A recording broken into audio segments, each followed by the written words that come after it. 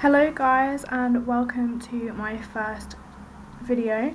Today we're going to do a recap of GCSE English Paper 1. This is Edexcel, so if you are studying AQA, unfortunately this video is not for you. So, our objective today is to recap everything on Paper 1. This YouTube video link, it walks through most of the things I mentioned, so if you need some extra help, go watch this video. Let's get into it. So, how many parts does Paper 1 have? It has two parts, Section A and Section B. This paper is made up of 5 questions. Question 1 is a short question identifying a word or a phrase. Question 2 is a short question identifying 2 words or phrases. Question 3 is your long question analysing a theme. Question 4 is your long question evaluating a theme. And Question 5 or 6 is your imaginative writing question. So, let's have a think. Which question is this? Question 1 over here, how does the writer create tension? Question 2 over here, evaluate how successfully this is done. Well, this question is our question 3, this question is our question 4. So, Question 1, we're going to identify a word or phrase which describes how the hand is laid on the narrator's shoulder. I'll give you guys a second to have a look. And let's have a look. So, we could have said, laid lightly, suddenly, or from behind me. Question 2, we're going to give 2 ways in which the appearance of the woman surprises the narrator. You may use your own words or quotations from the text. I personally would always advise using quotations from the text, but if you want to use your own words, that is fine as well. So, this is what I would have chosen. Now, we're going to analyse how the writer uses language and structure to show the thoughts and feelings of the narrator. I'm going to pick out a few of the things that you could talk about. So again, I'll give you a minute to have a look. Pause the video if you need to. Alright, and now let's have a look. So, before we do that, we're actually going to talk about how to analyse. So, starting with your point and evidence. Then you look at your quote and you mention the writer technique. And then you pick out one word and mention the reader effect. So, what connotations do these words have? Bitter, lazy, cowardly, bleak, cheap, agitated, bloody, contempt, apathetic.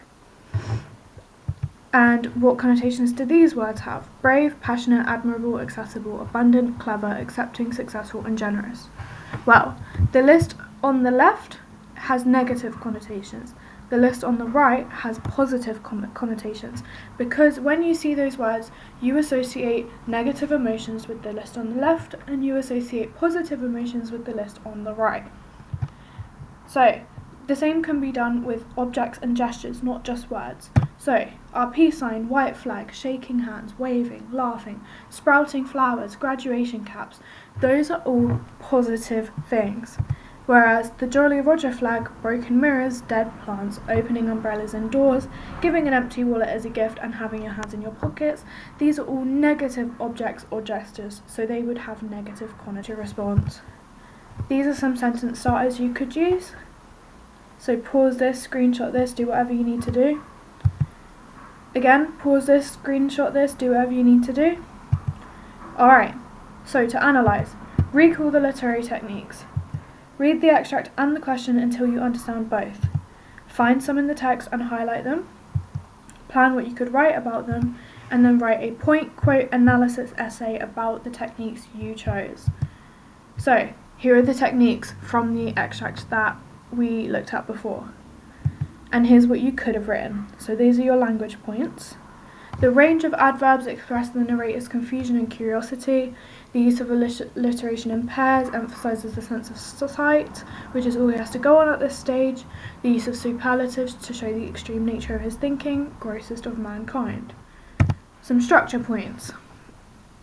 He repeats the phrase, not exactly the manner of a lady. So, repetition could be a language technique, but it depends how you write about it, because in this case, it's a structure technique.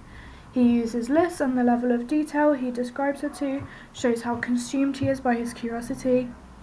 Again, the repetition to emphasise her ordinariness, nothing wild, nothing immodest. shorter sentences at the start and then longer, more complex sentences as he attempts to understand the situation, and the use of punctuation for parenthetical insertion shows his intense thoughts and feelings. So here is an answer that somebody else wrote. This is what the examiner says. This is an example of a response that is all language and no structure. There is some confusion at times, but it improves steadily, however, is unable to get beyond level 1.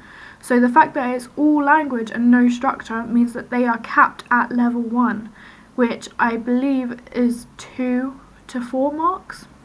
So not great. That's why you need to do a variety of language and structure. So I would aim for 2 language and 2 structure points. When you use your quotations from the text, try to make sure that you are saying something about them and the techniques used, and you are not just repeating them in your own words. So as you can see in this answer, they have given the quote and then they have just repeated the quote in different words. They haven't explained any techniques or anything about why the writer might have written it or the effect that it might have on the reader. Right, question 4, evaluation. This is a question that most students overcomplicate, even though it is super simple. Evaluation, you need to ask yourself how successfully a theme is shown within a text. These are the types of words you should use. So, again, screenshot this, do what you need to do. So, here's an example analysis. So you've got point in blue, quote in yellow, and analysis in pink. To turn this into an evaluation, we are going to add in our opinion. We are going to avoid I think statements, and we're going to talk about it objectively. Here's how. So as you can see, I've tried to weave in all these evaluate words and a little bit of my opinion, keeping the point, the quote, the analysis. Very simple. Loads of people overcomplicate it, but it is so easy. So we're going to talk about that example. What similarities do you notice about the example analysis versus the example evaluation? And what differences do you notice about the example analysis and the example evaluation? So if we go back to it, our similarities we can see, point, quote, analysis in both. The differences, we've just added our opinion. So, to evaluate. Recall the evaluate words and write them in the corner of your text somewhere. So that again, that's impressively, cleverly, successfully, masterfully, creatively, things like that. Then we're going to read our text and question and highlight anything you could talk about. Think about how you would answer the question if it was just analyse, and then think about how successful it was. A little secret I'm going to tell you now is they will always want you to tell them that it was successful. Don't try and write about how unsuccessful it was because it is so much harder for you. You want to just say, the writer does this really well. You want to gas them up, yeah? And then you're going to write your point, quote, analysis, evaluate essay. So, question 4. In this extract, there was an attempt to create an atmosphere of mystery. Evaluate how successfully this is achieved. Support your views with detailed reference to the text. Here is the whole text question. And we're going to look at some past answers and we're going to assess them. If you want to have a go at this question, screenshot this and screenshot this, and then you can have a go before you carry on with the rest of the video. Anyway, here is an example of an answer that the examiner said was poor. This is a level 1 response. Why? How could they have improved? Take a second to think about it, and then we're going to talk about it together. So, they've only used 2 quotations, so not a lot of evidence from the text. They've only done a brief evaluation, so they haven't really given their opinion about it. And if you just look at that, it doesn't really look like they've done a lot. So, most of it is a quote as well, actually. There's a quote that starts here and ends here, which is like, I don't know, about a quarter of the text, and then again, they've got a really long quote here as well. So you want to avoid putting in super long quotes. You want to try and do some short quotations and you want to embed them into your answers. Try to include as little of the text as you need to make your point clearly. If you only use a few words or a phrase, then you can embed these into your comment as you make it. So again, they're talking about embedding the quote. Section B, question 5 or 6.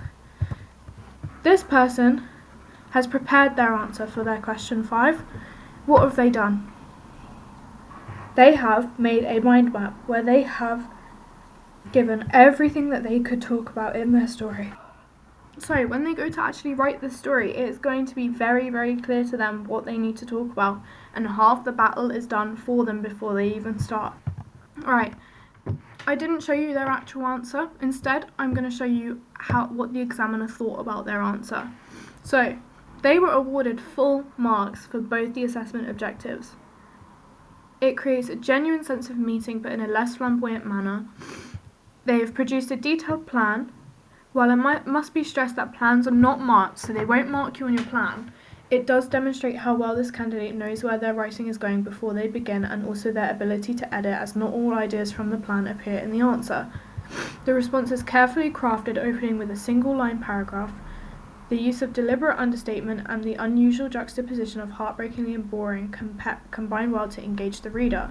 Candidates need to appreciate how important it is to engage their readers quickly at the start of their writing by whatever means they choose. So, read this, screenshot this examiner comments, and read it properly, because these examiner comments are so valuable to you. They tell you literally exactly what they want from you. So these examiner comments are so valuable to you. You can find them on the Pearson Edexcel website. Moving on. Colours. This is the easiest way to improve your vocab. Just learn some different words for colours. If you want the full image, just type that in. That's the link to the image. So you can see it in a better quality. Or just search colours on Google and go to Google Images and you'll find it. But if you were saying red over and over again, it would get boring. Try different shades, like ruby, scarlet, cherry, crimson, things like that. And that is the easiest way for you to improve your vocab. Just different colours. So, we're going to plan a piece of imaginative writing based off of these pictures. So, take a minute to have a look at the pictures, try and gauge the general vibe of what's going on. You've got a wolf on his own in the forest, there's snow everywhere, it looks quite dark. So make a short plan. What could you write about? This is something I wrote, and I'm going to show you the techniques that I used in this. So again, pause to read this and let's move on. These are the techniques I used. So you've got snow softly, so alliteration, again howls in harmony, and sun speckled snow sits.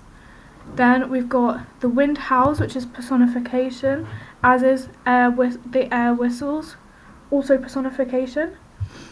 Any sound, any sound, any sound, repetition. Where he was, where his pack was, again kind of repetition. Snap, which is onomatopoeia, so it kind of helps set the scene for the reader. And the paragraphs on their own, that are just single words by themselves as paragraphs, can be so powerful. So, this is something that I want you guys to have a go. You can write your own piece based off of the plan you made. Try and write about one A4 sheet, and the reason it says about the length of 2 pages in your book is because I use this PowerPoint for the students I tutor, and I give them all A5 books. But try and do about one A4 sheet. Don't try and overcomplicate it and do any longer, and don't do anything too much shorter. You should include your language and structure techniques, a clear narrative, that's where your plan comes in handy, good spelling, punctuation and grammar, and a wide range of vocab.